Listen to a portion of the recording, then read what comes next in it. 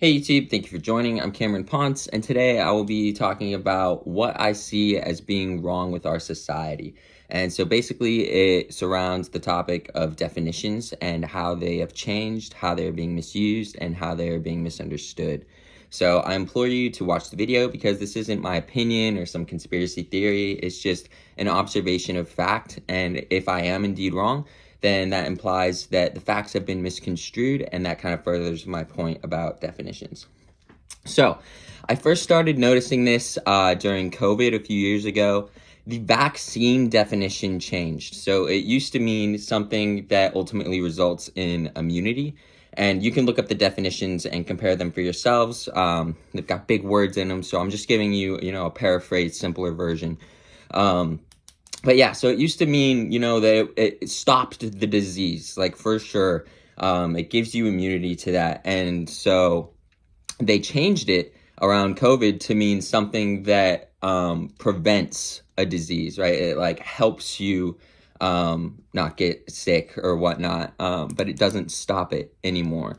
And so to me, that just kind of feels like, you're on the battlefield and you're bleeding out. And they used to just burn your wound shut, and now they'll be like, we'll give you a Band-Aid to help stop the bleeding. It's like, I don't want a Band-Aid. I want it to stop bleeding. Like, sew me up, burn me up, do whatever you need to do to stop the bleeding. So there's that. And then, so that's the change of definitions, and that's going on. It's, vaccine's not the only example. That's just the example that I noticed first. And I was like, why would you do that? And so that's kind of my opinions on it. I won't really get into too much, but I just noticed that change. So the next one is misuse of words. And the big one that I'm noticing right now is the word only in movie releases in theaters. It's been going on for like the last year at least. I don't know how much longer before that. I wasn't really going to many movies a year ago. But right now I'm going to see a lot of movies, and so I'm noticing this in advertisements and trailers and stuff. They're saying only in theaters on this date, so let's just call it like July 7th. So they're saying only in theaters July 7th, and that's just not true. That's not how you use the word only. They're in theaters for multiple weeks, and even that isn't true if you were looking at a different way, like, because they're also on streaming services a lot of the time. A lot of these movies that you can buy or rent them immediately, like watch in theater movies at home is like the advertisement. So it's not only in theaters, and it's not only in theaters on those dates. So the word only just should not be in that sentence. It should say in theaters, July 7th. And I know I'm right because some movies like Star Wars: Revenge of the Sith got re-released this year for like a limited showing, and it said only in theaters on these dates, and it was in fact only in theaters on those dates. So that's just a misuse of the word, and it doesn't seem like a big deal, but it's happening in like a large spread way, just like all over the country, and maybe in other countries too. I don't know, but so that something like that going under the radar just kind of makes our minds susceptible and like open to the next misuse of a word, and we're just like, oh yeah, cool, okay, I guess that's kind of what it means, but it doesn't. So that's a dangerous path to be on. The next thing is misunderstanding words, and so this one's going to get a lot of harp. I am a Christian. I do believe in God, and like I said, it's not really based on opinion, so you don't have to believe in God to understand this point. You don't have to be a Christian or anything like that. It's just about the factual words used in the Bible and how we're perceiving them. But anyway, so I'm a Christian. I believe in God. I can't, prove that, so that's not the point of this video. But basically, the first commandment is, thou shalt not have other gods before me, or, you shouldn't put other gods before me being God. Capital God, the creator. And so at no point does he say there are not other gods. And so I think that's like a huge misconception. I probably have one of the rarest points of view of Christianity in the world right now. Because I don't think it's a monotheistic religion. I think it's a polytheistic religion. It's just God is the creator God. So he's, in the Christian eyes, he's the top God. He created everything else, but that never says that that can't include other gods. And in fact, and so like I said, in that first commandment, it points out that there are other gods. And then in other places in the Bible, he says stuff like that too. Like he says, the Pharaoh gods of Egypt. So I think that means, exactly what it means, because definitions have meaning, and they always have. That's why we have language. That's why we can understand. We don't just like point to something and say that's going to be that and that's going to be that. Things have definitions. Like if it's that, then the words that make up that make sense. And so to us, God means, like a deity, like an all natural, superior thing. It doesn't say like fourth dimensional beings. If that's what it meant, then that's what it would say. And so it says God. And to us, God means deity. So I think there are, or at least were at some point, other gods, like the pharaohs of Egypt, maybe the Greeks, who knows. Jesus, if they believe in Jesus and the devil and stuff, like Jesus constitutes as a god, as he's not the creator God, but he constitutes as a god. He's definitely a deity above human power. And so would the devil. Like I hate to say it, I'm not trying to give credit to the devil or anything, but he's a powerful dude. He definitely, has more power than me and you. So yeah, I just think there's a huge misunderstanding in Christianity and Catholicism and stuff. All the other subcategories or alternate versions, whatnot. And so the last kind of thing, adding on to that with misunderstanding, is the word weird. A lot of times the word weird gets a bad rap, that kind of has a bad connotation to it. People are like, ooh, that person's weird. But weird just means strange, it just means unusual, not normal, out of the ordinary. So if there were like 100 people in a room and 51 people had a blue shirt on and 49 people had a red shirt on, the people with the red shirt would be considered weird. Like if you were looking at it like a scientific study or something, you'd be like, oh, well, that's weird that they have a red shirt on, because the majority of people have a blue shirt on.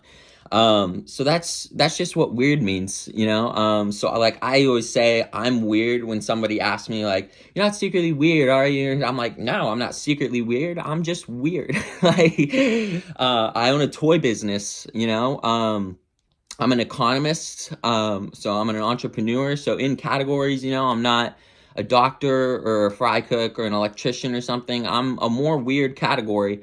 And then even within that category, of entrepreneurs, not everybody owns their own business, but out of those of us that do, I'm still considered weird, because my business is a toy business. We sell video game characters and anime characters, action figures and stuff.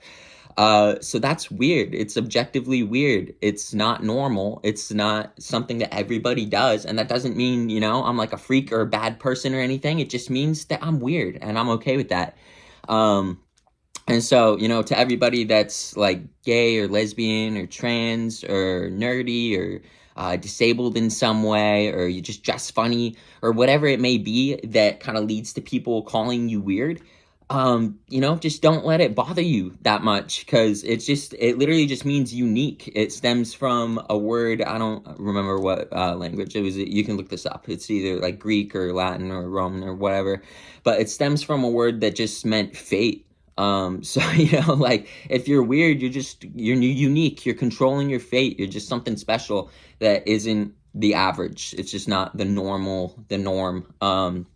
Yeah, so that's pretty much it on this rant. I just think words are changing, they're being misused, and they're being misunderstood. And I think that's really dangerous. I think it causes a lot of conflict and a lot of chaos, even to the point of wars. And definitely social anxiety and, arguments online and stuff like that. And to a lot of the point, people will like stop being friends with you over an opinion. And I just think that's crazy. Like I've never stopped being friends with someone because of an opinion. And I have some people that like have unfollowed me and stopped talking to me because of like a political opinion or observation. I'm just like, what? Like we've been friends for 5 or 10 years, and a little disagreement on policy is going to end that. To me, that's crazy. I've got a lot of friends that are doctors and stuff, and we might have different political opinions, but we're still really good friends because they're intellectuals and they're smarter than me for sure. But we can have conversation and debate things. That's really that's argument. The word argument is another one that's misused and misunderstood. It doesn't necessarily mean like a disagreement, like a battle of words.